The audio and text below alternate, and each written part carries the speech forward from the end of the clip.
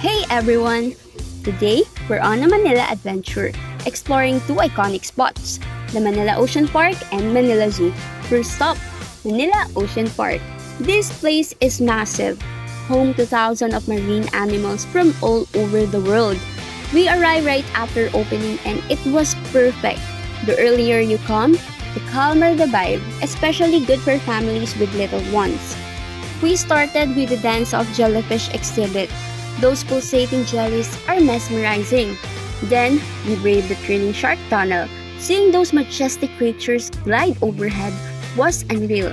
There are also daily shows and feeding times, so my tip would grab a schedule at the entrance to plan your route.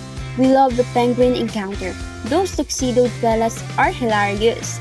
Alright, after the ocean, let's head to the land animals. Manila Zoo boasts a diverse collection of creatures from majestic lions to playful monkeys. My tip would be to wear comfortable footwear. This place is huge. Wear comfy shoes because you'll be doing a lot of walking.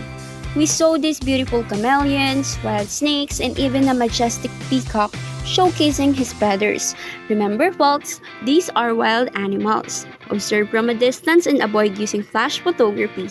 Manila Ocean Park and Manila Zoo are fantastic places to learn about amazing creatures and have a fun-filled day. Remember, be responsible tourists, respect the animals, and don't litter. That's it for this Manila adventure. If you're planning a trip, these hacks and tips will surely come in handy. So today, we're in Apaco Park. This hidden gem is known for its historical significance and relaxing atmosphere. Nagpupunta ako dito para mag-meditate or mag-exercise. Doon ako palagi sa tulog. Parang isa sa mga naging landmark ng Manila. Once na sinabi mong Paco Park, this was established 200 years ago, no? We just celebrated the 200 years ago nung last So, lahat dito namamangha, unang-una na yung mga puno. So, mga talaga to, mga antigo na. So, yun ang isa sa dito kasi ilan na lang ang mga attractions or mga establishment na ganito ka unique pa, ganito ka antigo. Ano sa tingin niyo po yung kahalagaan, bakit kailangan natin siyang i-preserve? Yes, kasi hindi na natin kayang mag-establish ng ganito. We can rebuild pero iba yung original. Kasi yung mga gumawa nito talaga yung mga panahon Hapon. And so ngayon pag ni-restore to halimbawa, iba na talaga yung magiging natin, katulad ng mga ginamit na simento, mga hollow blocks, talagang mga adobe yata yan. So hindi na natin kayang gayahin ngayon yan. So, kailangan talaga i-preserve to. Ingatan ng mga estudyante, lalo na may mga estudyante dito. For our next generation. Primary Primary sources po talaga sa kaya, before may entrance fee dito, pero tinanggal na ng government yan. Kaya napakaganda ng pasyalan ba. Aside from, you will learn a lot from our previous years, history. Aside from that, bihira ka na makakita ng ganito. Yes.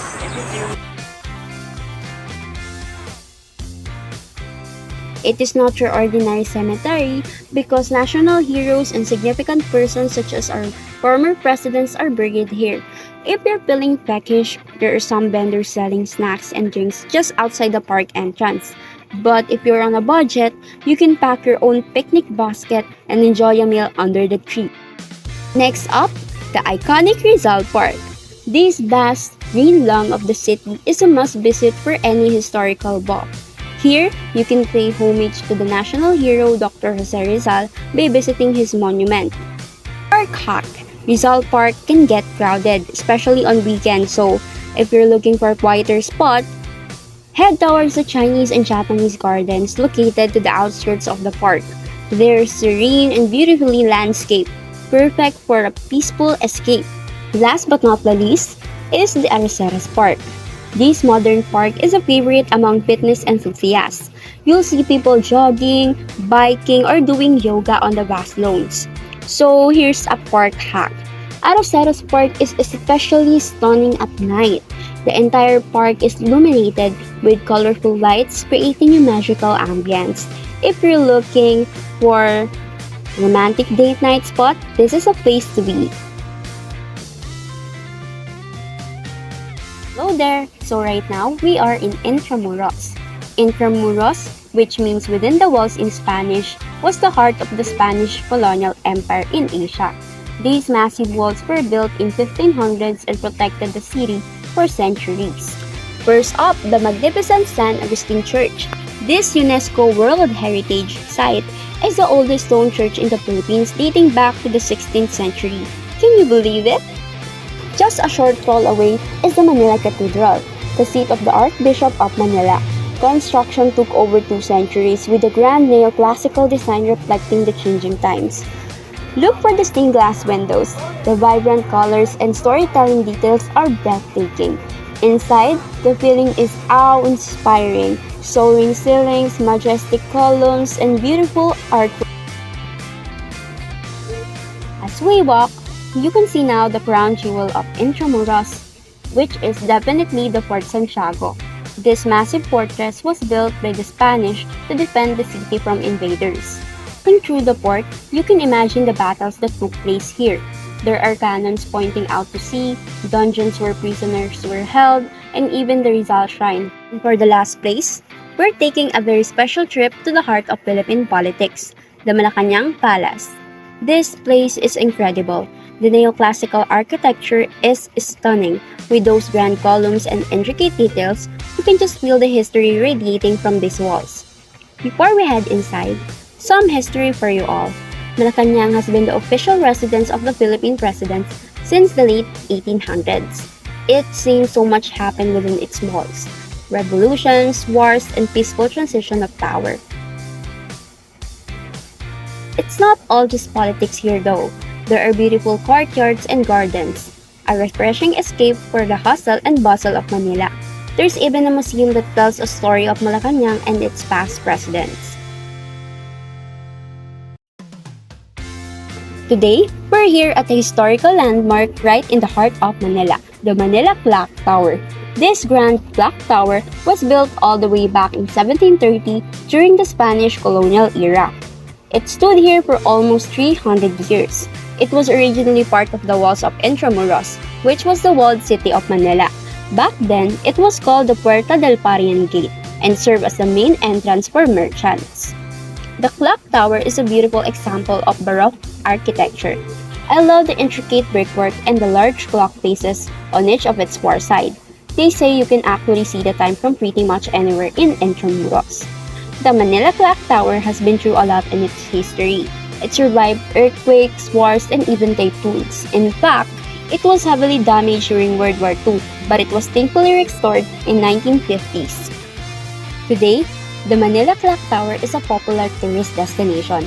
You'll always find the people here snapping photos, taking selfies, or just admiring the view.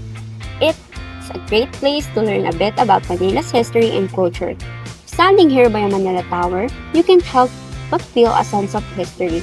It's a reminder of the city's long and rich past. If you ever find yourself in Manila, be sure to add this iconic landmark to your itinerary. Today, we're taking a deep dive into the heart of Manila's Chinatown, Binondo. Gear up a delicious food trip filled with iconic treats, hidden gems, and some budget-friendly hacks. Let's go! This place is electric. So, our first stop is the Lord's Toast Bakery, a Binondo institution famous for their flaky, melt-in-your-mouth egg tarts. Here's a pro tip.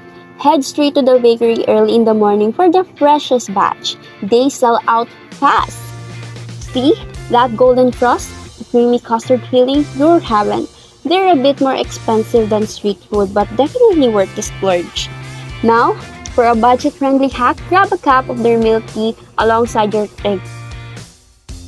Alright, foodies feeling peckish again? Let's explore the world of vegetarian Filipino cuisine of Vegisele Food Services. This place offers a fantastic variety of meatless dishes that are bursting with flavor. Here, I recommend trying their tokwat baboy in sweet and sour sauce.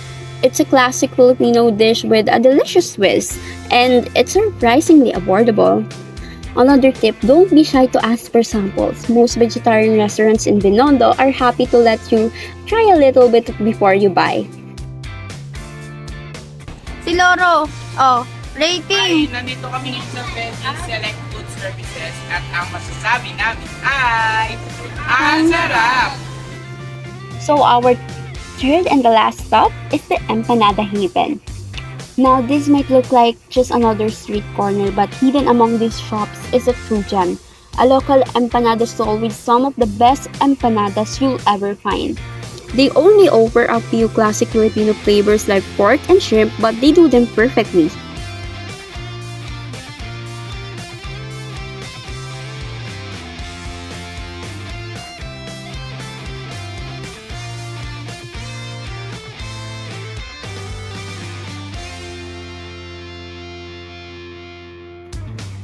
It's been an incredible journey exploring this vibrant city of Manila.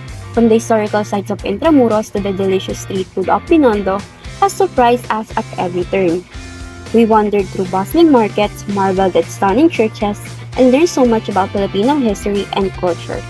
As we look out over this beautiful city, we carry the suitcase full of memories and a newfound appreciation for Manila.